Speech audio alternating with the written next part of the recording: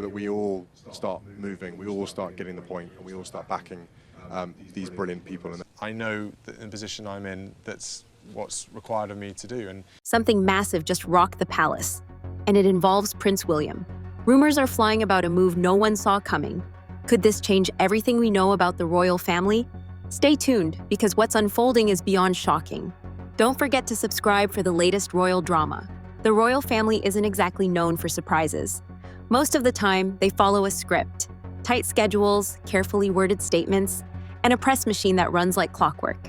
Everything from a birthday post to a public appearance is planned months in advance. So when something happens outside that system, people notice. That's exactly what happened one quiet afternoon. It started with just a sentence, a short message on the royal family's official website. It read, "A formal announcement will be made at 6 p.m. No subject, no explanation, no leak to the press. At first, it felt like a mistake. Royal watchers, journalists, and even palace insiders were left blinking at their screens. Normally, a statement of this kind is accompanied by off-the-record tips to select reporters. Palace aides make quiet calls. News outlets get time to prepare. But this time, nothing. Phones started ringing in every newsroom across the UK. Editors were on edge. Reporters were in a frenzy trying to confirm what was happening. But even the most reliable royal sources had no answers. No press kits, no quotes, not even a hint. And when the palace goes silent, that silence speaks volumes. People started speculating instantly. Was someone stepping down? Was it related to King Charles? A surprise abdication? Maybe even a family crisis? Theories range from the sensible to the shocking. And yet, no one knew. Not the press, not the insiders, not even the royal commentators who followed the family for decades. It wasn't just the suspense that felt strange. It was the total break from tradition. Because in the world of royalty, silence usually comes after a crisis, not before one, and that's why this moment stood out. It felt like the beginning of something new, not just a one-time surprise, but the start of a very deliberate change. And it all came down to two people, William and Kate. Hours before that mysterious 6 p.m. announcement, something else happened. Something subtle but telling. Prince William and Princess Kate were scheduled to appear at a public event earlier that day. It wasn't anything too flashy, just a routine visit, the kind they've done hundreds of times. But when they didn't show up, it raised eyebrows. At first, the cancellation didn't seem like a big deal. Royals miss engagements sometimes due to health, emergencies, or scheduling issues. But the timing of this particular absence felt off. Once the palace posted that cryptic message on their website, everything clicked into place. William and Kate hadn't just skipped the event. They had gone completely silent. And that silence wasn't accidental. Inside palace walls, the tension was building. No one had a statement. There were no briefing notes, no scheduled interviews, no spin being prepared in the background. It was as if the usual royal machine had paused or been bypassed entirely. And that's when people started to realize this wasn't a mistake. This was planned. The media began piecing things together. William and Kate were nowhere to be seen. Trusted royal reporters had no leads. Even insiders were tight-lipped, or just as confused. The kind of hush that surrounded this moment was unlike anything seen in recent royal history. Typically, royal changes come slowly, introduced with layers of explanation, decades of precedents, and carefully worded press releases. But now there was just nothing. No leaks, no official tone, just an eerie calm that left the press guessing. And that calm was a warning, because in royal tradition, silence isn't neutral. It's loaded. It means something is coming, something big. And when William and Kate go this quiet, it usually means they're about to speak very, very loudly. The world didn't know it yet, but this calm was the eye of the storm. The next move would change everything, not just for them, but for the entire royal institution. When the clock struck 6 p.m., the world held its breath. Every major news outlet had gone live. Cameras were rolling, social media timelines refreshed every second. And then, the screen lit up. But it wasn't King Charles. It wasn't Queen Camilla. There were no gold-trimmed curtains, no historic backdrops, no military guards in the background. Instead, there sat William and Kate, side by side, calm, serious, alone. They weren't in a palace room or a formal royal hall. It looked more like an office, quiet and strangely relatable. And that was the first surprise. This didn't feel royal. It felt real. And then William spoke. He didn't begin with a traditional greeting or a history lesson. He looked straight at the camera and said one sentence: "The monarchy is not just a symbol, it's a responsibility." That line cut through everything. At that moment, William wasn't just speaking as a prince. He was speaking as a leader. Not of tradition, but of purpose. He wasn't reading from a script. He was setting a tone. Then Kate followed. Her voice was steady, clear, and thoughtful. "This isn't about tradition," she said. "It's about trust." Simple words, but powerful ones.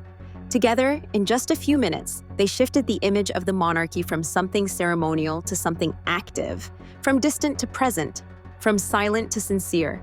There were no headlines flashed across the screen, no fanfare, no royal protocols. Just two people, two heirs, speaking directly to the world in a way the royal family rarely does. It wasn't a rebellion, it was a statement of intent. And just when it seemed like the moment might end quietly, William and Kate revealed something else.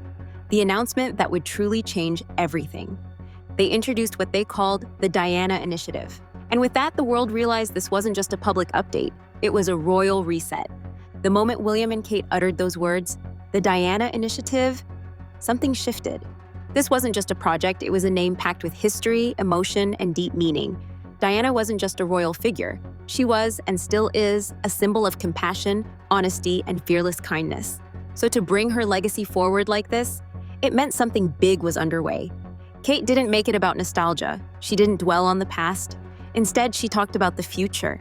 A future built on the values that Diana had lived by, listening to people, meeting them where they are, and being present in their struggles. The Diana Initiative wasn't introduced with big promises or flashy marketing. There were no hashtags, no photo ops, just a clear commitment to focus on the people who are often ignored: women in crisis, children in need, families facing daily hardships. Kate said she would personally visit shelters. She would meet survivors, not just pose for cameras, but listen, connect, and act. The plan? Simple but bold. No red carpets, no media tours, just meaningful presence. For many watching, this was a turning point. For years, the royal family had been criticized for being too distant, too ceremonial. But here was the future queen saying, "We're doing things differently." And it wasn't just Kate lending her name. She was the driving force. From structure to goals, from mission to outreach, this was her vision. She wasn't just continuing Diana's legacy, she was evolving it. But while the public was moved, deeply moved, not everyone inside the palace was thrilled. Because when you bring back Diana's name in such a powerful way, especially after years of trying to soften her memory, it can stir up more than just admiration.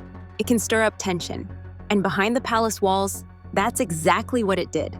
As William and Kate's announcement reached millions around the world, there was one place where the reaction was very different. Inside Buckingham Palace. There was no applause, no coordinated response, no follow-up statement from the king or queen, just silence. And in the royal world, silence can be louder than any words. Insiders revealed that even King Charles was caught off guard. He hadn't been fully briefed about the Diana Initiative. He didn't know the full scope or the impact it would have on public opinion. He wasn't angry, sources say, just stunned. Queen Camilla, however, had a different response. According to people close to the situation, Camilla was unsettled, even upset. She had worked for years to build a more stable, less dramatic version of the monarchy. The sudden spotlight on Diana's legacy reopened old wounds. It brought back a name and a memory that had long been complicated within the family. And now that name wasn't just back, it was everywhere. News networks led with it. Social media lit up with praise. Commentators were calling Kate the new people's queen. The initiative felt bold, fresh, and deeply emotional. It had all the ingredients of a movement. But within the palace, some were asking hard questions. Why hadn't William and Kate gone through the usual process? Why was the initiative launched so suddenly, without royal oversight? And what did it mean for the current generation of leadership, particularly the king and queen? There were whispers that Camilla wanted the initiative brought under formal palace control, managed, softened, and contained. But senior advisors pushed back. They warned that interfering might backfire, making the palace appear bitter or jealous. And so the official response was nothing. No public praise, no royal endorsement, no congratulatory messages, just complete, deliberate silence. But silence doesn't erase tension. And the tension behind palace doors was rising fast. Because this wasn't just about a charity. It was about a power shift, one that no one in the royal inner circle had seen coming. Just days after the Diana Initiative made headlines around the globe, a quiet but urgent meeting was held behind closed doors at Clarence House. King Charles wanted answers. He'd watched the public reaction unfold. He'd seen how the spotlight had shifted, not toward the crown, but toward his son and daughter-in-law. The world wasn't asking what the king would do next. They were focused on William and Kate. To Charles, this wasn't just surprising, it was personal. At the meeting, surrounded by senior advisors, he asked William directly, "Why wasn't I fully informed?" According to palace sources, the tone was more hurt than angry. Charles had spent his life preparing to lead. Now it felt like the center of royal gravity had quietly moved. Without him, William didn't back down. His reply, simple but firm. "This isn't a discussion, it's a strategy." And just like that, the message was clear. William wasn't asking for approval. He wasn't waiting for a green light. He was moving ahead, with purpose. This was more than a generational disagreement. It was a clash of visions. Charles, raised in the old ways of monarchy, still believed in tradition, hierarchy, and caution. William, shaped by public scrutiny, media storms, and a changing world, believed in direct action, honesty, and adaptability. The meeting ended without resolution. No handshake, no public statement. Charles reportedly left the room in silence, his expression unreadable. William stayed behind, speaking quietly with his team. According to one aide, he looked calm but focused, like a man who had made up his mind. And that moment, quiet as it was, said everything. William wasn't waiting in the wings anymore. He wasn't simply next in line, he was leading. And not everyone in the palace was ready for that. While the headlines focused on William's bold move, something more subtle, but just as powerful, was happening between the two most prominent women in the royal family, Queen Camilla and Princess Kate. On the surface, things seemed calm. Smiles for the cameras, polite waves, coordinated appearances. But behind the scenes, a quiet storm was brewing. Camilla, who had worked for decades to move past old public skepticism, wasn't just feeling sidelined.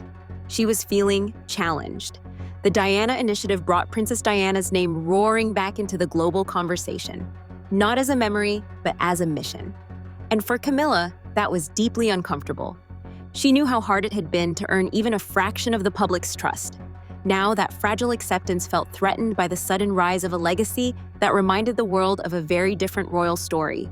So when a reporter casually asked Camilla for her thoughts on the Diana Initiative during a charity event, her response was quick and sharp. "The monarchy has always served with dedication. We don't need to invoke the past to prove it," she said. It was just one sentence, but it landed with weight. Within hours, newspapers were running headlines about a royal rift. Social media lit up, interpreting her words as a subtle jab at Kate. And while the palace offered no official clarification, the tone was unmistakable. But Kate didn't fire back directly. Instead, just days later, she gave a short speech at a Diana Initiative event, and in just one line, she offered her answer. Quiet, but firm. "This work isn't about the past," she said. "It's about the future we build together." No names, no accusations, but the message, crystal clear. Kate wasn't backing down. The contrast between the two women was striking. Camilla representing tradition and caution, Kate embracing change and openness, both powerful, both determined, but only one would shape what came next. And as whispers of a power struggle grew louder, so did the question, was the future of the monarchy already shifting? And could anyone stop it? Just as the palace was still absorbing the shock of the Diana Initiative, another unexpected voice entered the conversation. Prince Harry.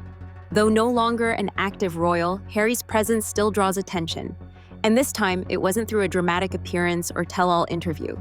It was just a few heartfelt words, shared through a statement. He called the Diana Initiative Mum's Legacy in Action. It was simple, emotional, and deeply powerful. Instantly, the media picked it up. Social media exploded. Supporters praised the message as genuine, a son recognizing the good being done in his mother's name. It seemed like a moment of unity, a shared vision between brothers. But behind the scenes, it wasn't so peaceful. According to insiders, William hadn't known Harry was planning to say anything. The two had barely spoken, and when Harry's statement hit the headlines, William was reportedly stunned and hurt. A private phone call followed. Sources close to the situation say it was tense. William told Harry, "You can't just jump in now." He felt blindsided. like Harry had inserted himself into something without understanding the full weight behind it. To William, this wasn't just about charity or tribute, it was about strategy. A carefully built plan to reshape the royal image. A plan he believed Harry had walked away from. But Harry didn't see it that way. In a later American interview, he stood by his words. "Diana's work belongs to everyone," he said, "not just the palace." Supporters called it authentic, honest, bold, but for those watching closely, the divide was clear and growing. Two brothers, same mission, perhaps, but very different paths. And while Harry's words were full of emotion, William's silence afterward felt cold. The story, which had started with unity, was now starting to split, again. And the media, they fed on it. Memes popped up online, side-by-side quotes from the brothers labeled, "Same mom, different fight." What had begun as a powerful tribute to Diana was slowly being overshadowed by the very family tensions it had hoped to rise above. For years, the public believed that William and Harry were unbreakable.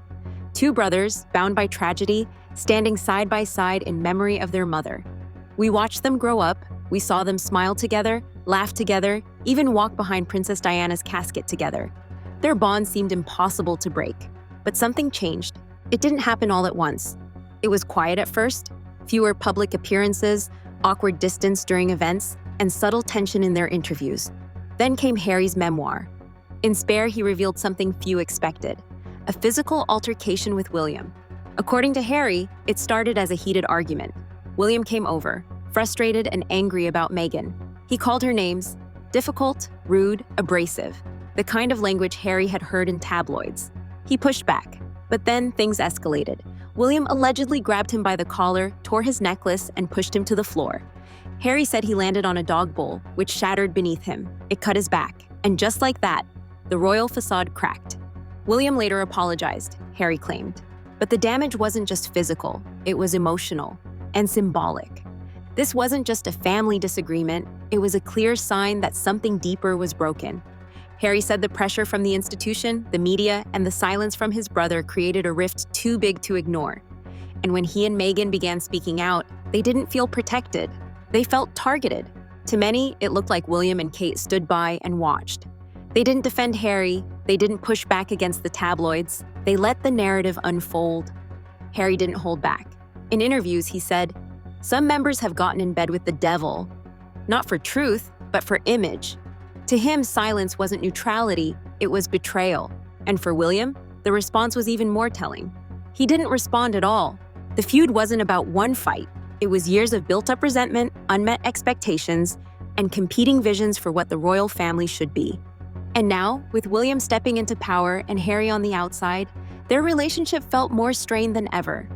The brotherhood that once anchored the future of the monarchy, it now felt like a memory. Before the interviews, the books, and the public fallout, there was one moment, one simple disagreement, that many now believe marked the real beginning of the royal rift.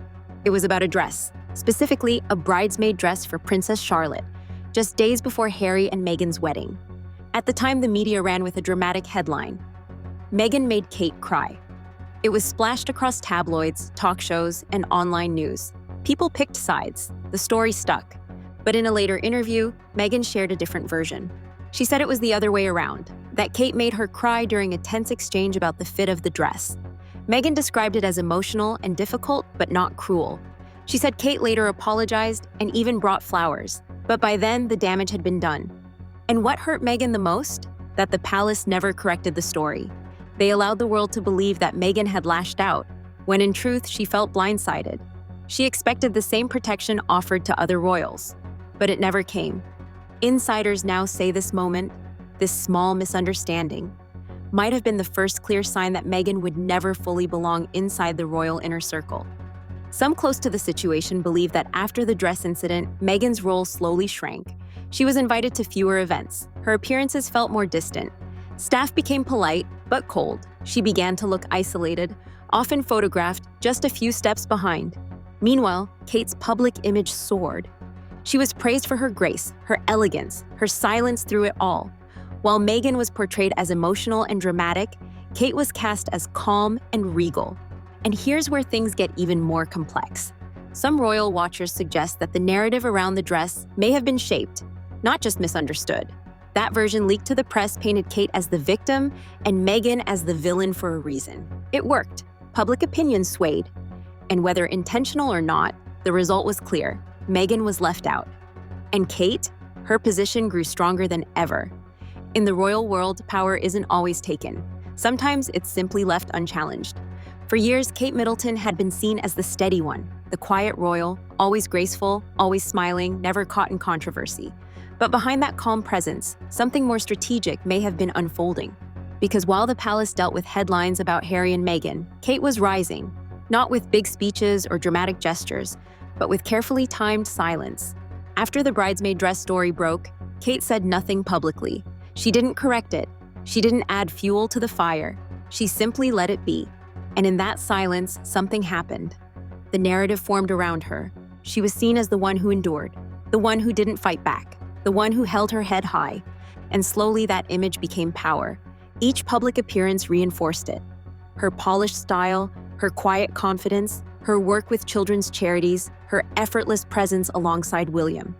While Meghan's role shrank, Kate's visibility grew, and the public loved it. To many, she was becoming the face of the future monarchy. But now, with the launch of the Diana Initiative, people started asking new questions. Was this rise purely natural, or was it intentional? Kate's decision to align herself with Diana's legacy, not just in name, but in values, was bold. She could have stayed behind the scenes. She could have left Diana's memory untouched.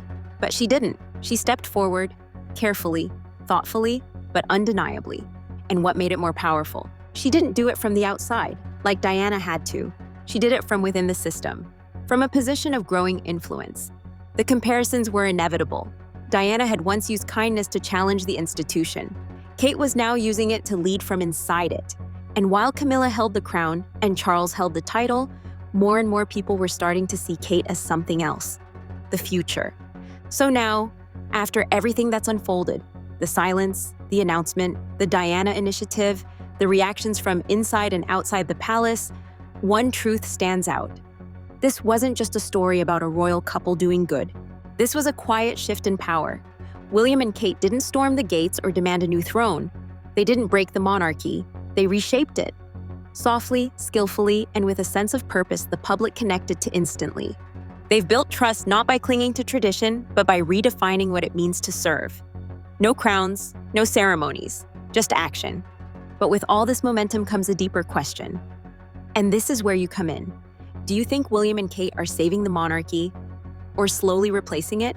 Their moves have been praised for being modern, relatable, and heartfelt. But others see a quiet calculation beneath the surface, a strategy to shift influence away from the crown without ever confronting it directly. Is this how the future of royalty survives? Or is it a sign that something fundamental is being rewritten? Because while King Charles still wears the crown, the spotlight has moved. And sometimes influence speaks louder than titles. We want to hear from you.